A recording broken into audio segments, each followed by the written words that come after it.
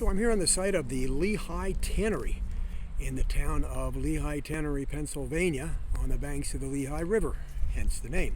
What was it? Lehigh Tannery was the site of a small industry. They used to strip the barks from hemlock trees and they would soak it in some real vile chemical. And the liquid that would come out from that was excellent in curing leather goods. You're going back here in the late 1700s and in through the 1800s.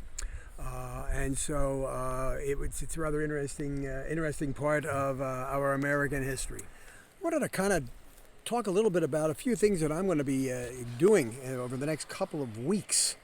And they may interest various constituents within our parish of St. Monica. On the 13th of August, I'm going down to help our friends down at Blessed Serenelli House down in Kensington. Kim Campbell is the woman who feeds. She's been feeding about 200 people a week now down there, and Walking with Purpose and the Women's Club and others have been very instrumental in getting to them some food and casseroles, et cetera, to help her do that.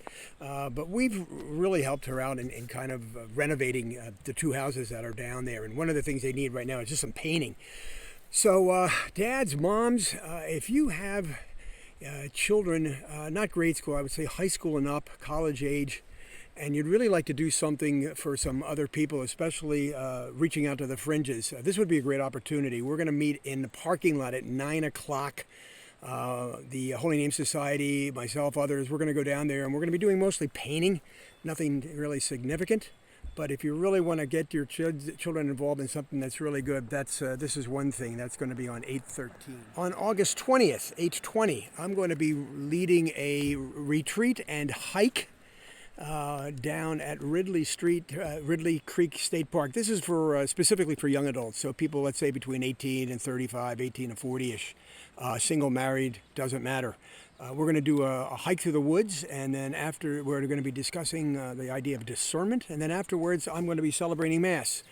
It's going to be down at Ridley Creek State Park area, picnic area 14. Just like the situation with Serenelli House, I'll be putting a link to the Peak Encounter website if you want to get some particular details.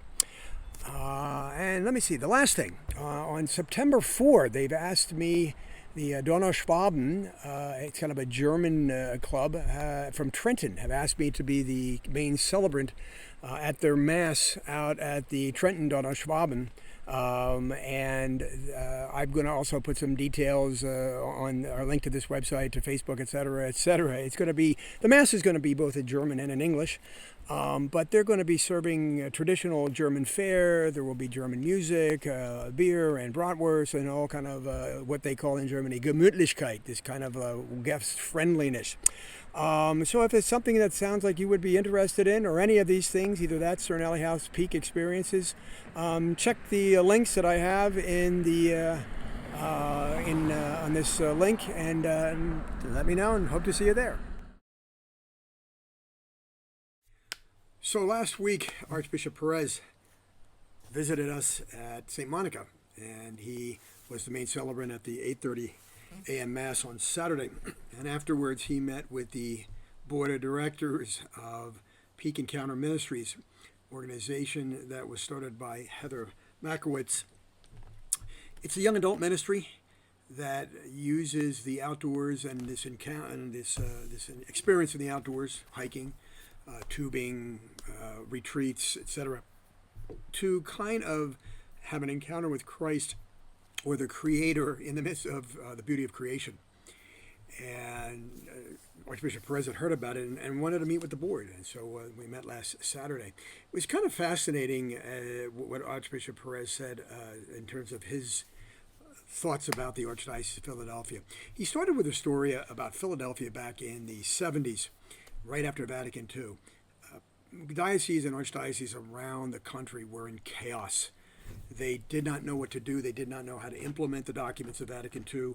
Philadelphia was one of the exceptions of that. Now, we had very firm leadership in Cardinal Kroll, who was actually played a leadership role in the organization and management of the Second Vatican Council, and he came back with a pretty clear idea on what John the 23rd and Paul the Sixth wanted, and so there was a very firm hand on the tiller, and things were done very slowly and very steadily, and as a result, the Archdiocese of Philadelphia did well in that implementation phase.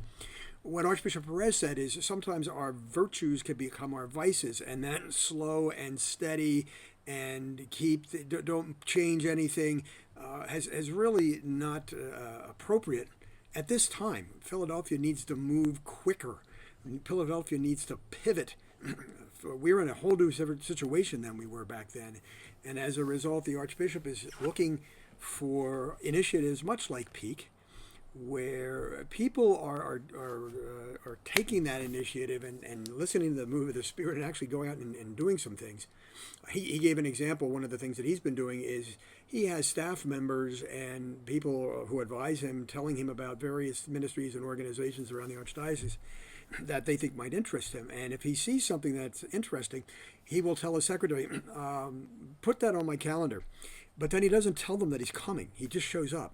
And as he said, it's interesting to watch the reaction of people when all of a sudden the Archbishop of Philadelphia shows up unannounced at your meeting or your organization or your particular event. My sense has been that most people have found that to be very positive, that he's very interested.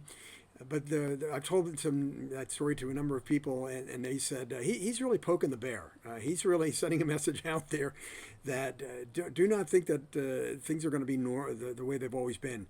As he said, can you imagine Cardinal Kroll showing up unannounced? Can you imagine Cardinal Orgali all of a sudden unannounced at an activity or a parish picnic or something like that?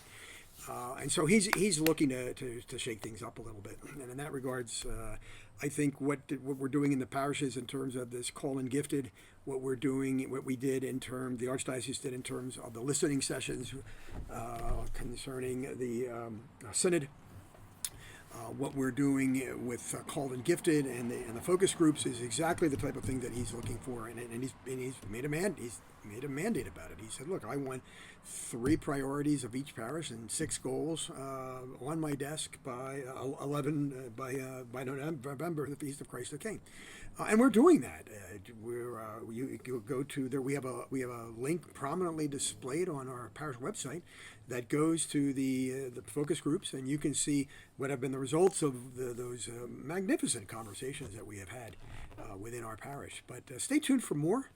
I'm really excited. We have a couple more sessions, and then we get into the hard work, which is to kind of look at the information that we gathered from the good people of St. Monica, and get down to the concrete work of distilling that and choosing 3 areas of priorities in the parish, and 6 very concrete initiatives that we want to do. But I'm very optimistic about it. I'm excited about it, and I hope you are as well. Enjoy your day, and have a blessed weekend.